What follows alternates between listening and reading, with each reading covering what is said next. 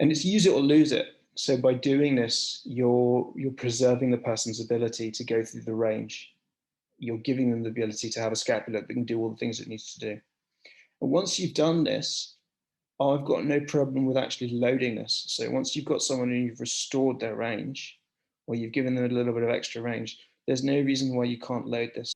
You want to move the scapula, and you want the scapula to have the ability to move.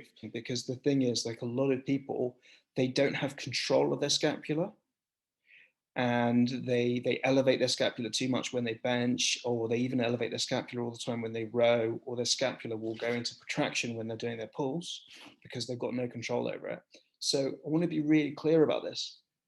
I want them to move, and I want you to be able to load them, but it has to be on your terms.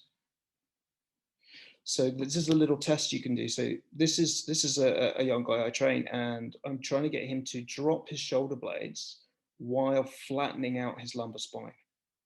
And you'll see this in the gym, you'll see it here with your athletes, is what they will try and do is you'll try and get them to get a chest proud position. You'll try and get them to drop their scapula, and they'll do it by arching their lower back. You're relying on these muscles here.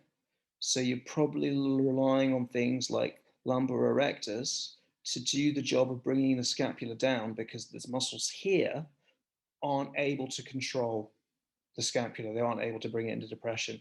Now, it's not that you got to do everything with your scapula in depression, because that's not how the shoulder girdle operates, but it's that when it moves, you want to be able to have some control over it, and you want to be movement on your terms.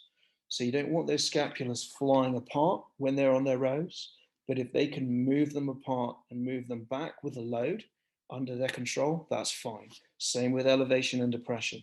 If they're flying up because they can't keep them depressed, you've got to establish some sort of control before you move it and load it.